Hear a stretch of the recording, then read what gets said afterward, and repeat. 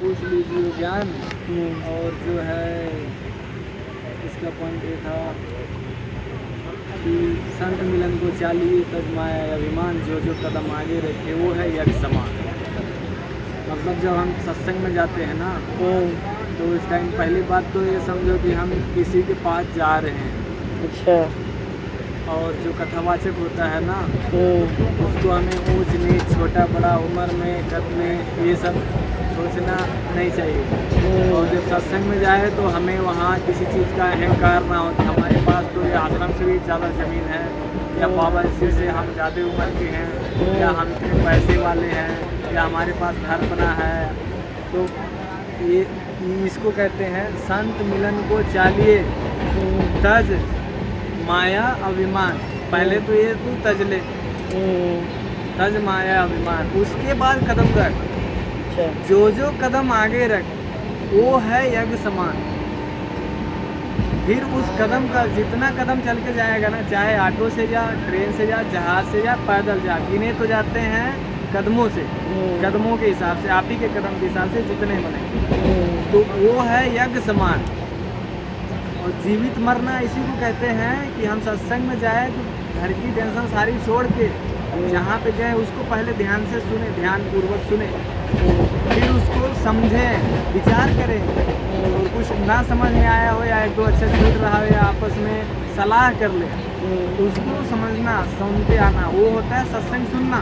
तो सत्संग करना ये होता है हम उसको फॉलो करें, घर आके जो ज्ञान मिला उसको फॉलो करें, उस पर अमल करें, तो इसका मतलब होता है सत्संग करना।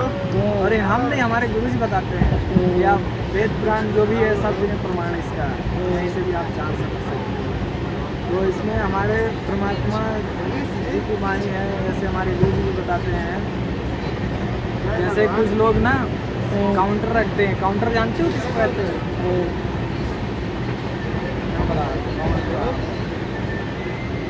ये हो गया काउंटर, इसे काउंटर कहते हैं।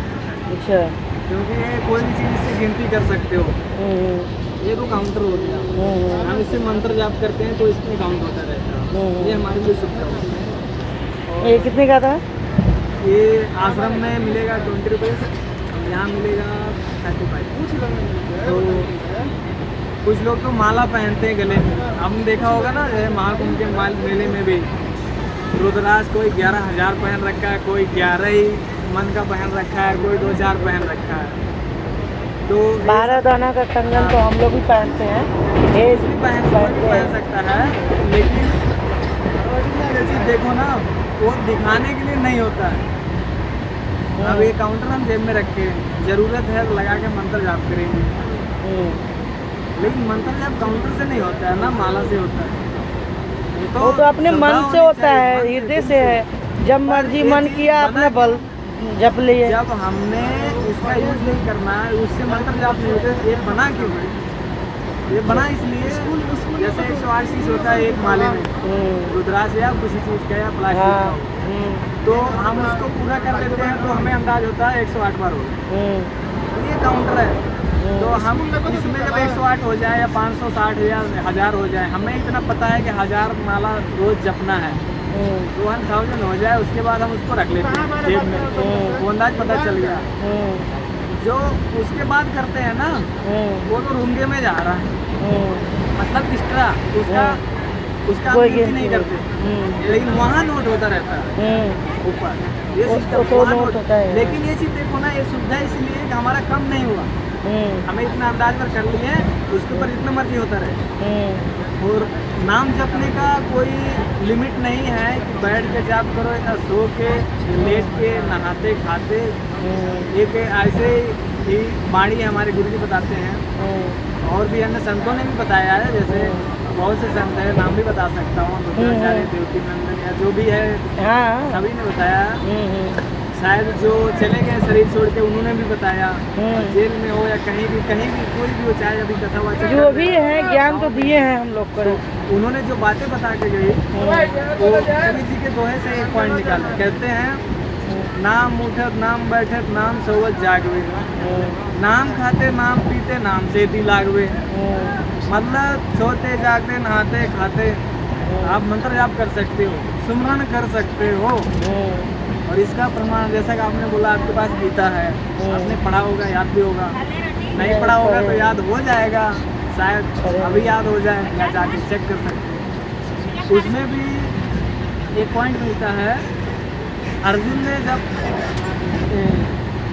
पूछा कि आप कौन हो, सहस्त्रबाहु कैसे बोला, तो गीता ज्ञानदाता बताता है कि जब उनसे पूछा कि आपका क्या मंत्र है, मैं कैसे जाप करूँ, तो अध्याय 8 मंत्र नंबर 13 में कहता है, अध्याय 8 मंत्र नंबर 13 में गीता ज्ञानदाता कहता है, अर्जुन मेरा एक ओम नाम का मंत्र है, मेरा एक ओम नाम का मंत्र है, और इसको जो जाप करता करता शरीर त्याग देगा वो मुझे ही प्राप्त होगा। ये बात बोला है, वो मुझे प्राप्त होगा। अच्छा। तू मेरे ओम नाम का जाप कर, ओम नाम का जाप करते करते युद्ध भी कर। एक तरफ लालच भी दे रहा और युद्ध भी करवाने की कोशिश कर रहा, जो भी रुकवाना चाहिए। कह रहा तू युद्ध भी कर और ओम नाम का जाप भी कर। यदि तू मारा गया तो स्वर्ग की प्राप्ति होगी, मेरे स्वर्ग में आएगा, मुझे प्राप्त हो जाएगा। यदि तू जीत गया पृथ्वी का राज भोगेगा। अर्जुन का जवाब सुनो। अर्जुन कहता है कि सहस्त्रबाहु, यदि मैं दुर्योधन के हाथों अगर मारा भी गया ना तो अपने आप को बहुत धन्यवाद समझूंगा, क्योंकि मैं युद्ध तो करना ही नहीं चाहता। और यदि मैं युद्ध जीत भी गया तो मैं अकेले रह के करूँगा क्या?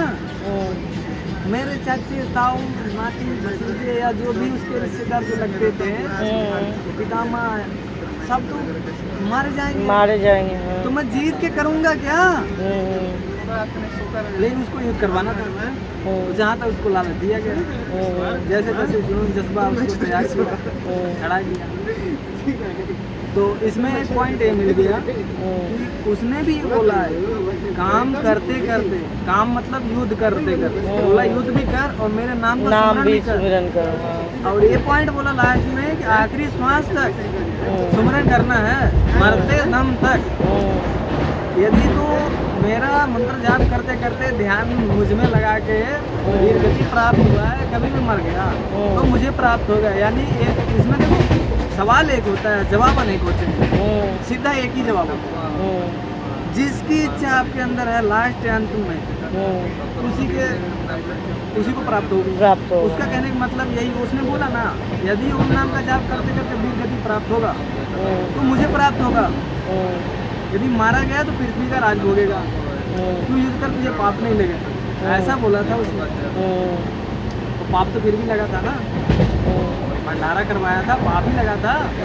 युधिष्ठिर को कटे हुए सिर आते थे दौड़ के, धड़ आते थे दौड़ के, किसी की आंखें चली जाती थी, किसी का टांगे चले जाते थे। हाँ, वो तो आत्मा तो भटकता ही है, भटक रहा है। आप तो लगे थे, लेकिन उसमें क्या पॉइंट बोल रहा है, ये देखो लड़ाने का भी एक उसका तरीका था।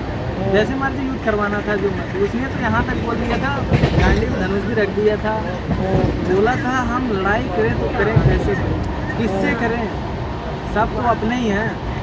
कोई हमारे चाचे हैं, भतीजे हैं, भाई है, बेटे भी हैं, दादे परदादे सब अपने हैं।